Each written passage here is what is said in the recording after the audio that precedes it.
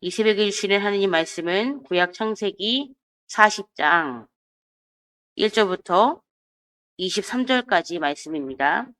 창세기 40장 1절부터 23절까지 말씀인데요. 이 시간에는 1절부터 8절까지 말씀 한 절씩 교독하시겠습니다. 그 후에 애고방에 쓸 맡은 자와 떡 굽는 자가 그들의 주인 애고방에게 범죄한지라.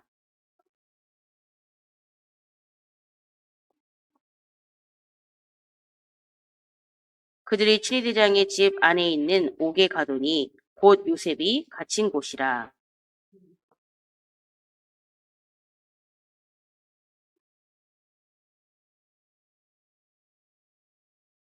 옥에 갇힌 애굽 왕의 술 맡은 자와 떡 굽는 자 두 사람이 하룻밤에 꿈을 꾸니 각기 그 내용이 다르더라.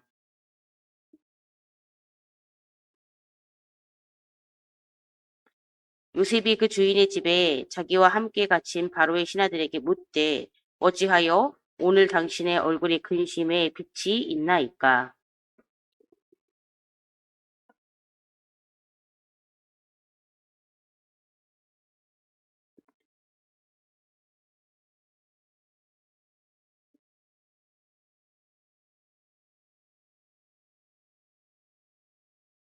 아멘.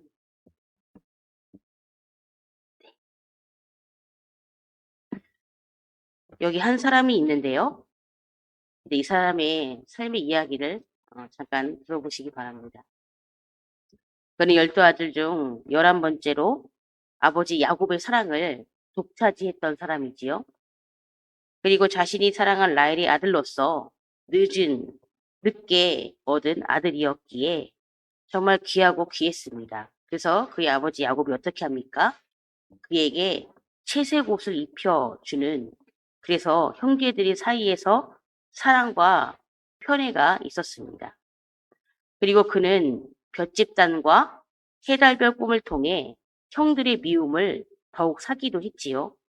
그래서 그 결과 어떻게 됩니까? 그는 형들에 의해 구덩이에 빠지기도 합니다. 그리고 이스마엘 사람들에게 노예로 팔려가기까지 하지요.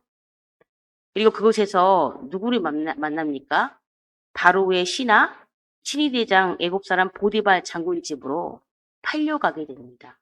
그런데 그곳에서 어떻게 합니까? 가정 총무로 섬기게 되지요.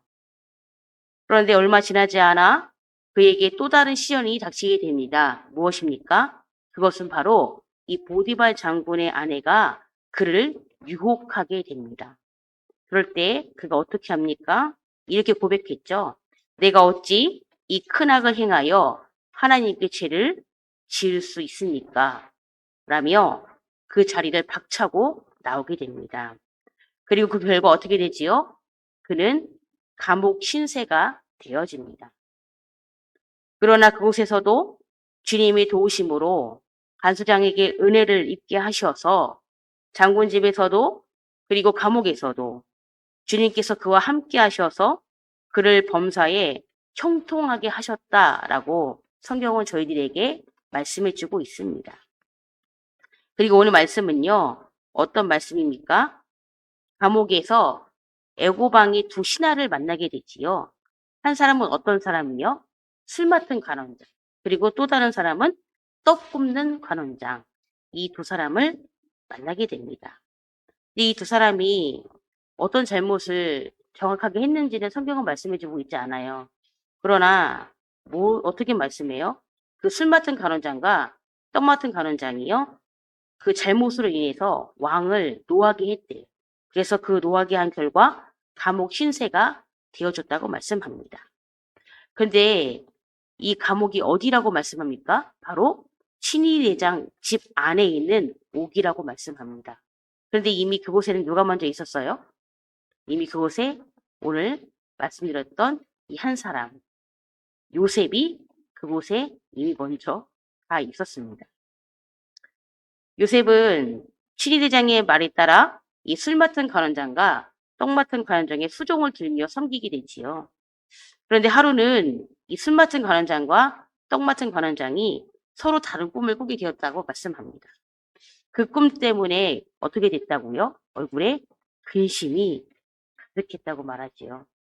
물론 그들의 근심 어린 얼굴을 본 요셉이 그 이유를 묻게 되고 어떻게 합니까? 해석은 누가 해주신다고요? 맞습니다. 그 꿈의 해석은 하나님께 있지 않냐라고 말하며 자신에게 꿈을 이야기해 보라고 말합니다. 술 맡은 간원장이 먼저 자신의 꿈을 이야기하지요. 저희가 읽진 않았지만 그 구절 뒤의 말씀은 이 두 간원장에 대한 꿈에 대한 내용이 나옵니다. 이 술 맡은 간원장의 꿈은요 이렇습니다. 포도나무에 3가지 가지가 돋아 꽃이 피고 포도송이가 익었는데 그는 포도즙을 따서 즙을 낸 다음에 바로의 잔에 짜서 왕에게 드렸다는 것입니다. 그 이야기를 들은 요셉은 이렇게 해석해 주지요. 3가지는 사흘을 의미하고 사흘 뒤 바로가 그를 다시 복직시켜 예전처럼 왕에게 술을 올리게 될 것이다 라고 해석을 해줍니다. 그리고 실제로 어떻게 됩니까? 성경에 기록되어 있듯이 사흘 뒤에 바로의 생일에 술 맡은 간원장은 복직을 하게 됩니다. 이제 떡 맡은 간원장도 자신의 꾼 꿈을 이야기해 주지요. 머리에 흰떡 3광주리를 이고 있는데요. 맨 위 광주리에 바로를 위한 구운 음식이 있었고 근데 그걸 누가 먹었다고요? 새들이 그것을 먹었다라고 말합니다. 이에 요셉은 또 그 꿈을 해석해 줍니다. 3광주리는 사흘을 의미하는데 사흘 뒤 바로가 그를 처형하여 나무에 달고 새들이 그의 고기를 뜯어먹게 될 것이다 라고 해석을 해줍니다. 그리고 요셉의 해석대로 사흘 뒤 바로의 생일에 실제로 어떻게 돼요? 떡 맡은 관원장은 처형을 당하게 됩니다. 그리고 요셉은 술 맡은 관원장에게 뭐라고 간청하냐면요. 당신이 복직할 때에 자신을 기억해 주셔서 내가 지금 이 감옥에 있는 것이 억울한 누명을 써서 내가 감옥에 있다. 당신이 복직하면 나를 기억해서 이 감옥에서 풀려날 수 있도록 나를 도와달라고 간청을 하지요. 그러나 오늘 본문 마지막 23절에 보시면 어떤 말씀이 있냐면요. 술 맡은 관원장이 복직을 했지만 요셉을 어떻게 했다고요? 잊어버렸대요. 아직 하나님의 때가 아닌 것 같습니다. 사랑하는 성도님들, 요셉의 삶을 듣고 있노라면 어떤 생각이 드십니까? 성경은 요셉이 구덩이 속에서도 노예로 팔려갈 때도 억울한 누명을 써서 감옥에 갇힐 때도 요셉에 대해 이렇게 성경은 말씀합니다. 뭐라고 말씀하죠? 여호와께서 그와 함께 하심을 보며 또 여호와께서 그의 범사에 형통하게 하심을 보았다라고 말씀합니다. 근데요, 그의 삶이 정말 형통한 게 맞나요? 그 사람이 형통한가요? 구덩이에도 빠지고, 네? 근데 얼마나 억울해요. 얼마나 억울해요. 뭐 요셉이 뭐 얼마나 큰 잘못을 했습니까? 형들의 미움과 시기를 샀지만 그렇게 죽을 행동까지 한 것 같지는 않은데 그 인생이 사실 안 믿는 사람들이 보면 뭐라고 할 것 같아요? 아유 참 팔자가 안 믿는 사람들 이런 얘기 참 많이 하죠. 팔자가 참 불쌍하다. 참 기구한 인생이다. 그런 생각 들지 않습니까? 저희 교회 어떤 분이 감옥에 가 있고 형들이 오빠들이 미움을 사 있고 그런 사람을 봤을 때 우리가 아, 저 사람이 하나님과 함께해서 형통하구나. 과연 누가 이런 말을 할까요? 쉽지 않습니다. 저희는 사실 요셉이 창세기 후반부에 가서 결국 하나님이 어떻게 해요? 그를 애굽의 총리로 세우시잖아요. 저희는 그 사람의 인생의 결과를 알기 때문에 이 모든 일련의 과정이 아 하나님이 함께 하시니까 어려운 상황에도 힘든 상황에도 이유가 있구나라고 말은 하지만 실제로 그 삶이 나의 삶이면 그렇게 말하기 너무 어려울 것 같아요. 쉽지 않을 것 같습니다. 그런데 오늘 성경은 뭐라고 말해죠? 하나님이 그와 함께 했기 때문에 형통했다라고 말씀합니다. 이 형통은요, 사실 저희가 어떤 뜻을 갖고 있지요? 모든 일이 뜻한 대로 잘 되는 것. 4글자로 만사 형통. 저희는 그거를 원해요. 만사 형통하기 원합니다. 그러나 성경은요, 우리가 알고 있는 기존의 형통과는 내용이 많이 다르지요. 그래서 요셉의 삶을 안 믿는 사람들이 들으면 참 기구하다. 참 팔자가 불쌍하다. 이렇게 말하는 건 어쩌면 당연하지 않나 싶습니다. 그러나 오늘 성경이 말씀하는 형통은 한마디로 말하면 임마누엘, 하나님과 함께하는 삶, 하나님과 동행하는 삶, 이것이 믿는 이들에게는 형통한 삶인 줄을 믿습니다. 물론 겉으로는요, 실패한 모습도 있고요, 고난처럼 보여도요, 그 가운데서도 하나님이 함께 하시면, 누가 함께 하시면요? 하나님이 함께 하시면 그것을 믿는 사람들은요, 형통이라고 부릅니다. 근데요, 그렇다면 하나님이 함께 하신다는 것을 어떻게 알 수 있습니까? 이게 중요하죠. 저희가 여기 창세기 39장에 보시면 3절에 어떤 말씀이 있냐면요. 보디발 장군이 여호와께서 요셉과 함께 하심을 봤다라고 성경이 말해주고 있어요. 이것은 요셉이 단순히 이 보디발 장군 집에서 일을 잘했다라는 것이 아니라 보디발이 요셉의 삶 속에서 하나님의 임재와 하나님의 축복을 눈으로 확인했다라는 것입니다. 또한 이 형통의 증거가 무엇입니까? 요셉은 자신에게 맡겨진 일마다 잘 풀렸대요. 잘 풀렸다는 게 뭐예요?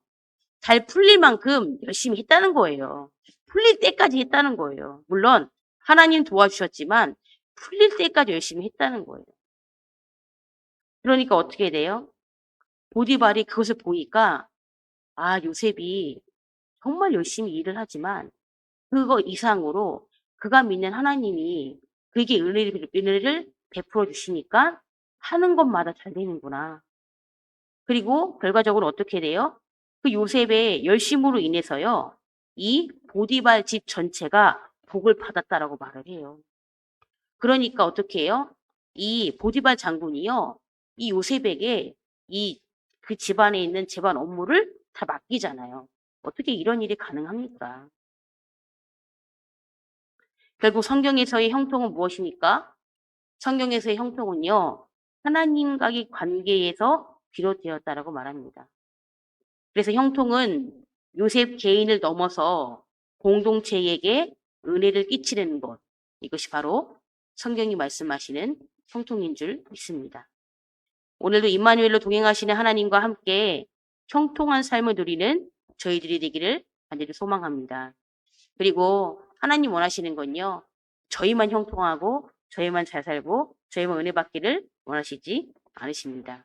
오늘 요셉이 하나님이 그와 함께 했기 때문에 형통한 삶을 누리고 그로 인해서 그 주위에 많은 사람들이 복을 누렸듯이 먼저는 우리 자신이 그리고 나아가서는 우리의 가정과 우리의 이웃과 만나교회 가운데에 서로가 서로에게 은혜를 끼치는 복된 존재로 살아가는 저희들 되기를 간절히 원합니다. 그래서 우리를 통해 하나님의 살아계심을 경험하는 복된 축복의 통로가 되어지는 오늘 하루 되기를 간절히 소망합니다. 귀한 마음을 함께 기도했으면 좋겠고요. 더불어서 오늘 미규 기사님 남편분 오늘 수술하시지요. 또 수술을 위해서도 함께 중보 부탁드립니다. 또 우리 많은 한우들, 또 나라 민족, 또 이 새벽에 또 우리 각자의 기도 제목을 두고서도요. 힘있게 주여 한번 부르시고 다 같이 기도하시겠습니다. 주여! 하나님 감사합니다. 어저께 귀한 주일을 맞이하게 하시고 저희 사랑하는 만나교회가 천기 40주년을 맞이하게 하시고 또 어버이 주일로 귀한 예배를 드리게 하신 아버지 하나님 감사합니다. 하나님 아버지 또 귀한 월요일을 저희들에게 허락해 주셨습니다. 오늘의 삶을 살아가도록 주님 또 우리에게 생명을 주신 아버지 하나님 감사합니다. 하나님 창세기의 말씀으로 계속해서 묵상하며 나아갑니다. 아버지 이 창세기 후반부부터 요셉이라는 사람이 등장하게 되고요. 하나님 이 요셉을 통하여서 또 하나님의 살아계심을 저희도 보게 하시니 감사합니다. 물론 주님 그가 정말 안 믿는 사람이 그 요셉의 삶을 참 듣고 있노라면 어떻게 이런 삶이 있을 수 있을까? 형들에게 미움을 받고 그 미움이 결국은 요셉을 죽이고자까지 하는 그런 결과까지를 갖고 결국 그것이 실제로 실행되어져서 부동이에 자신의 동생을 밀어넣어서 정말 그를 죽이려고 했습니다. 그러나 그를 이스마엘 그 위대한 상인들에게 팔려가게 되었고 오디발 장군 집에서 정말 그 노예의 삶이었지만 정말 이 요셉이 정말 하나님이 그와 함께